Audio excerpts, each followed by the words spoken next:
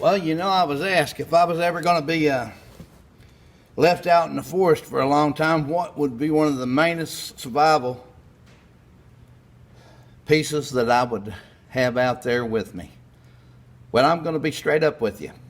It's not the double bit axe. It's not the little handheld axe. It is the single bit axe. This is the most versatile piece of equipment I believe that our grandfathers and our great grandfathers had. The single bit axe, you can drive with it. Thus, I will show you. This should be in your arsenal of survival equipment. You can drive nails with it. You can slash with it. You can hunt with it. You can chop, if you had to, animals, to dispatch them with it. You can use it for flint and steel. My suggestion was you will pick out the axe head that you would like, the single bit axe. It's good for flint and steel. I don't know if y'all can see the sparks coming off of this. But right there, you can jump them sparks into charred cloth. When you ever get a fire built with a bow and drill, see that spark flew off there? You jump that in the charred cloth, you have your bundle of tinder.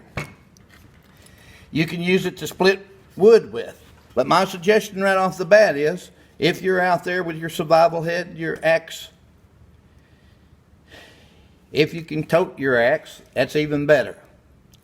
But you can make your own handles, as I did here. You can see I made this handle out of a piece of oak.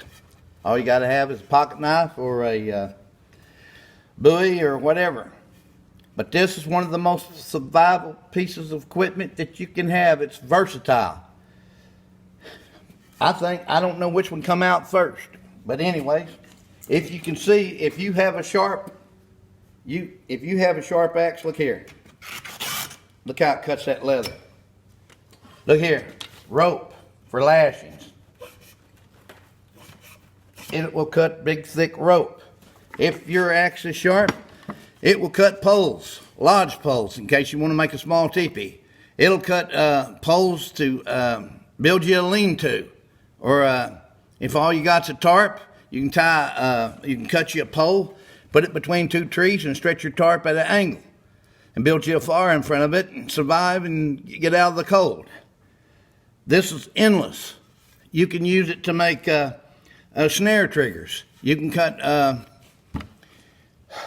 after you stretched your animal pelt to make rawhide with, you can use rawhide lashings. You can cut rawhide lashings with this. You can skin animals with this. It's sharp enough, like I told you. You've seen how I cut this here piece of leather? You can skin animals with it. This is chopped trees. You can use it to make log houses with if you had to. A permanent shelter of some kind. But this is the piece that I would pick out if I was the survivalist or the young person. If you're ever going to need this, I'm passing it to you. I'm trying to suggest all the suggestions that you can use it for. I will not be able to show you all the uses that this thing is for. You can drive poles into the ground once you sharpen them. Once you chop them with, you can use it to chop cane with. See this here cane? Look at there. You chop you a piece of cane with it. Look at there. The cane. If you angle your hits, you can make all kinds of stuff out of this. Using an axe.